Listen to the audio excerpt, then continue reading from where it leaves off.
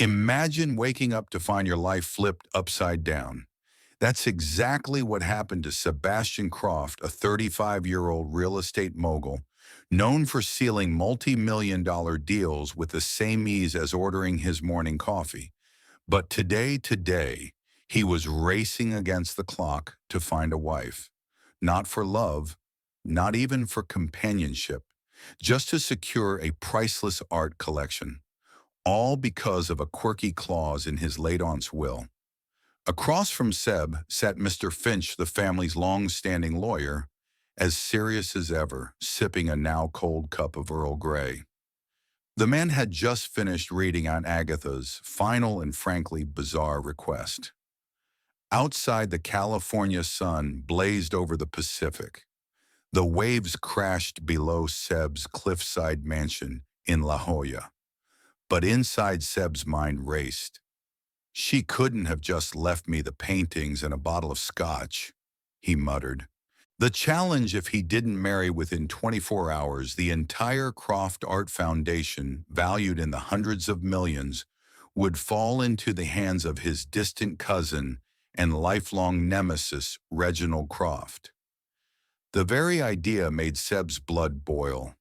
He sat alone now, the call with Mr. Finch still ringing in his ears, coffee untouched. Staring out over the endless blue of the Pacific, Seb's usual sharp focus was clouded by disbelief. Aunt Agatha, eccentric even in death, had really pulled off her final grand performance.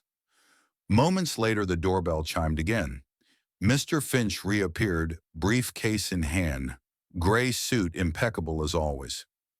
"Sebastian," he began, "the majority of your aunt's estate is earmarked for marine animal protection as per her wishes, but the Croft Foundation for the Arts and the entire personal art collection will go to you, on one condition." Seb leaned in, a sense of dread creeping in. "You must be legally married within 24 hours of this announcement." Mr. Finch glanced at his watch. "And if not, Reginald inherits everything." Seb's mind spun. Marry in 24 hours. The man who prided himself on being in control was suddenly anything but. He glanced at the clock. 10:00 a.m. The countdown had begun. A sense of urgency surged through him. The Croft Foundation wasn't just another asset. It was Aunt Agatha's life's work, something she had wanted him to carry forward. Letting Reginald get his hands on it was unthinkable. But how does one find a wife in a single day? Not through his usual network, that was for sure. High society women would smell opportunity a mile away. Calling an ex was out of the question. He needed someone who wouldn't ask questions, someone willing to play along, someone who could vanish quietly afterward. Without a moment to lose, Seb grabbed his keys, jumped into his sleek Aston Martin, and sped through the palm-lined streets of La Jolla. No plan, just instinct. His car eventually drifted toward Balboa Park, a place where he often sought clarity during stressful times. The lush park was alive with color. Families laughed, tourists snapped photos, couples strolled hand in hand. But none of these people could help him. He wondered deeper, frustration mounting. Then, as if drawn by fate, his gaze locked onto a young woman sitting beneath a blooming jacaranda tree. She was alone, lost in her art. Long chestnut hair cascaded down her back. Soft brush strokes danced across her canvas. Surrounding her were watercolor paintings, delicate depictions of San Diego's coastline and wildflowers. In that instant, an idea, crazy, desperate, sparked in Seb's mind. He took a deep breath, walked over, and spoke softly. "Excuse me, miss." She startled, turning to face him. Her eyes, gray-blue, clear and kind, met his. No makeup, no pretense. Just an air of quiet beauty and an underlying sadness. "Hello," she replied gently. "Can I help you?" Seb hesitated. How could he possibly explain? Finally, he blurted it out. I have a very unusual proposal. You could make $5,000 today. Her eyes widened. $5,000? For what? She asked cautiously. Seb explained as plainly as he could. I need someone to marry me today, just on paper, nothing more. We'll annul it right after. You'll be paid in full. No strings attached. He wasn't about to mention the inheritance or the art. There was no time for full disclosure. The woman studied him carefully. A millionaire suddenly appearing with such an absurd request, it sounded straight out of a rom-com. Mr. Croft, she said politely but firmly, I think you might be in trouble. I'm not the right person for this. Seb's desperation showed. Please, I truly am in a bind. You won't be harmed or implicated in anything. Think of it as helping someone in need, and you can use the money however you like. A trip, more art supplies. His words hung in the air. She looked away for a long moment, lost in thought. Then turning back, her expression had shifted. A strange resolve shone in her eyes. All right, Mr. Croft, I'll do it. Relief washed over Seb. He nearly collapsed with gratitude. My name is Aura Hayes, she continued, voice steady, and I have one small request. The money I want to donate it to a local orphanage. Could you help me with that? Seb was taken aback. This wasn't a woman driven by greed. She was different. Of course, he replied. And just like that, their unlikely deal was struck beneath a jacaranda tree in Balboa Park. Neither knew it yet, but this hastily arranged union was about to reshape both their lives in ways neither could have imagined. They raced to City Hall. Mr. Finch had already prepared the paperwork. The ceremony was brisk. No vows, no rings beyond simple gold bands provided by Mr. Finch. In a matter of minutes, they were legally husband and wife. As Seb accepted the marriage certificate, a wave of relief hit him. He had fulfilled Aunt Agatha's condition, but when he turned to thank Aura, her face had gone pale. Eyes fluttering closed, she swayed on her feet. Seb caught her instinctively. Aura, are you okay? He asked. She smiled weakly, coughing heavily. Fumbling in her bag, she retrieved a pill bottle, swallowing a few tablets with a sip of water. Concern clouded Seb's face. Are you sure you're all right? I can take you to the hospital. But Aura shook her head. No, Mr. Croft. It's okay. There's something I need to tell you. She looked him in the eye, sadness flickering in her gaze. I'm sick, she said quietly. Terminal. The doctors say I have maybe a month left. The words hit Seb like a freight train. The woman he had just used to save his inheritance was dying. He stood frozen, guilt washing over him. What had he done? His carefully calculated plan had turned into something far more tragic than he could have ever foreseen. Seb's mind reeled. Control, his greatest asset, was slipping through his fingers. Aura, composed and brave, spoke softly. I didn't tell you sooner because what was the point? I have nothing to lose. And the orphanage, this money will help them.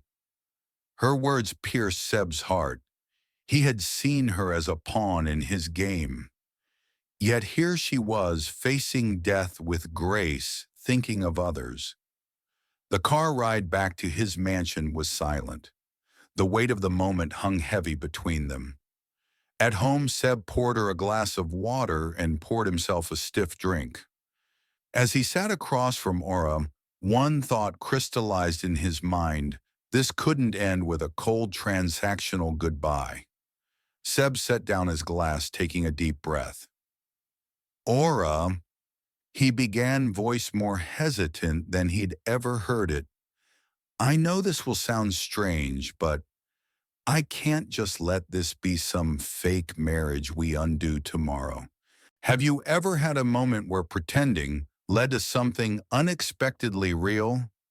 Please comment below and like this video if you believe the best love stories start with honesty. Subscribe our channel now for more powerful story-based videos every day. Aura looked up, her gray-blue eyes reflecting a mix of curiosity and exhaustion. I dragged you into this. I was selfish. I was only thinking about saving the foundation, saving my inheritance. But now, he locked eyes with her, I can't change your diagnosis.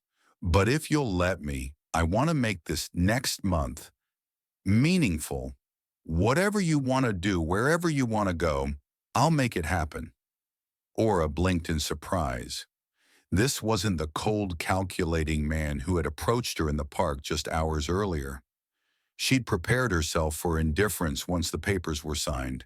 Instead, here he was offering kindness, offering companionship in her final days. Tears welled in her eyes. "Thank you, Mr. Croft," she whispered. I, I didn't want to die alone." Seb nodded, swallowing the lump in his throat. In that moment, their sham marriage shifted. No longer a mere transaction, it became a pact, a promise to share her final chapter with dignity, joy, and love. Seb acted quickly. He put his entire business empire on pause, entrusting Mr. Finch and his executive team to manage operations. The only priority now was Aura. He sat with her that evening, a blank notepad in hand. "Tell me," he said, smiling gently, "what do you dream of doing with your time?" At first, Aura hesitated. After all, she'd spent so long preparing for the end. But Seb's sincerity gave her permission to dream again. Slowly, she opened up. "I've always wanted to see the migrating whales off the Pacific coast," she began softly. "And the flower fields in Carlsbad when they're in full bloom. I'd like to paint them just once." She paused, then smiled shyly. "And maybe a real candlelit dinner. Something simple but beautiful." Seb grinned. "Then that's what we'll do." Their first trip took them to the vibrant flower fields of Carlsbad. Blankets of color stretched to the horizon, yellows, reds, purples, and blues waving in the breeze. Aura sat in the middle of it all, canvas balanced on her lap brush, dancing with a renewed sense of purpose. She painted for hours, her joy contagious. Seb watched from a distance, marveling at the transformation in her, a woman given permission at last to embrace life. Next came a romantic dinner at one of San Diego's most exclusive restaurants. Candlelight flickered. The wine flowed. Conversation, once guarded, now meandered effortlessly between art, philosophy, and laughter.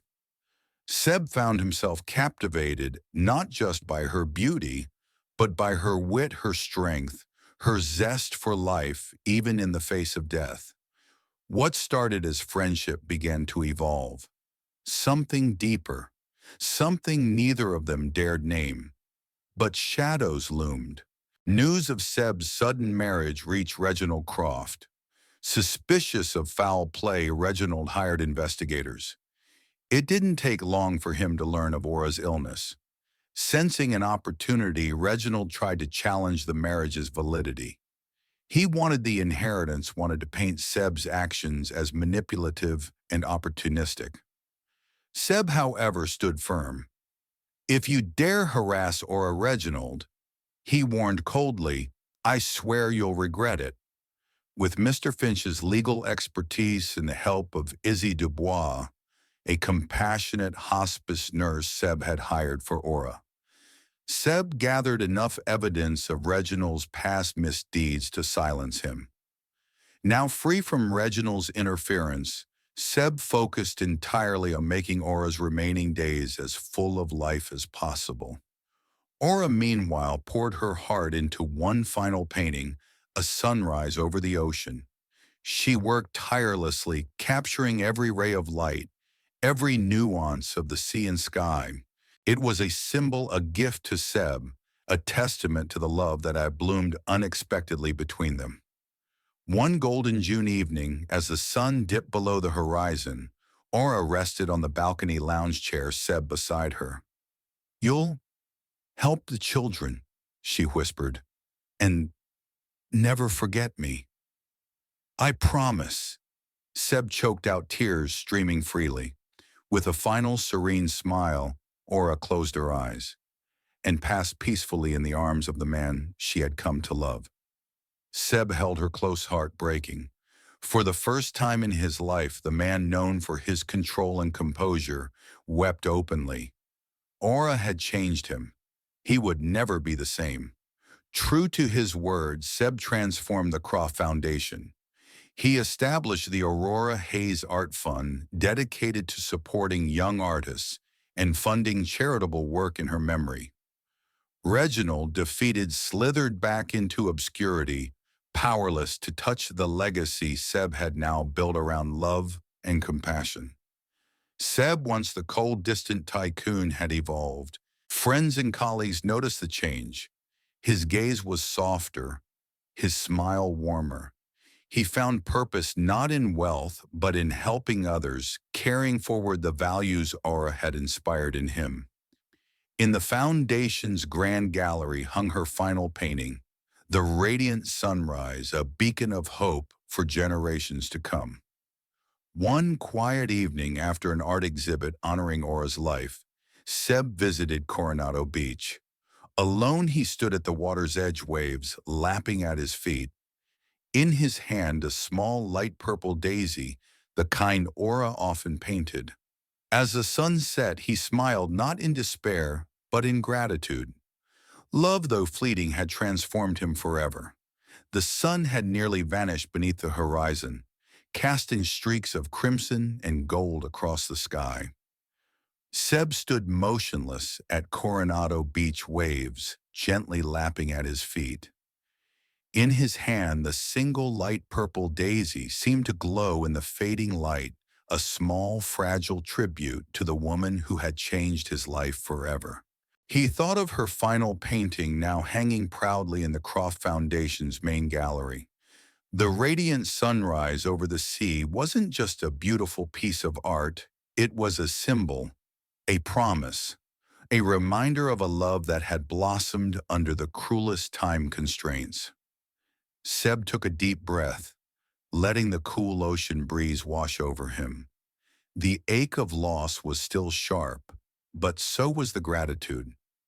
Aura had given him something no amount of wealth or power could buy: a sense of purpose, a heart that could truly feel, and a mission greater than himself.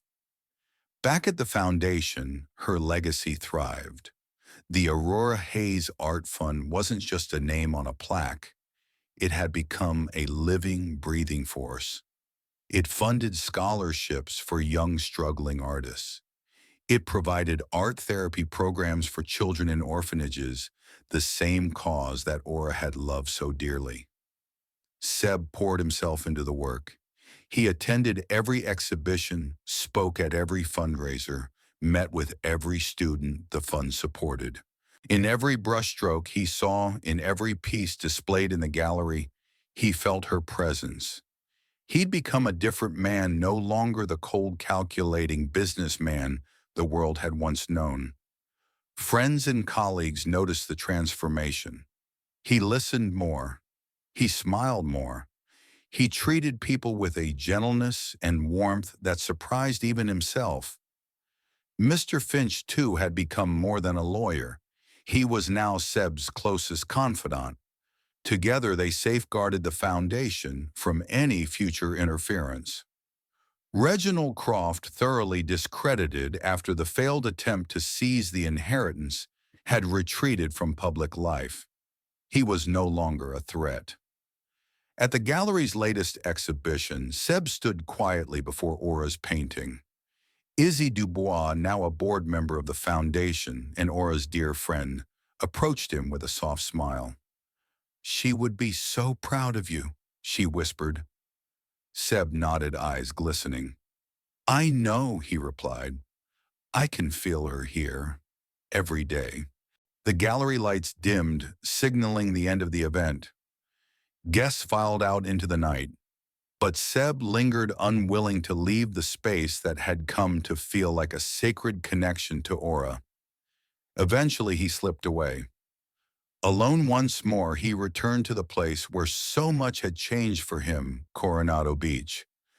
Under the stars, he stood at the water's edge, waves whispering secrets to the shore.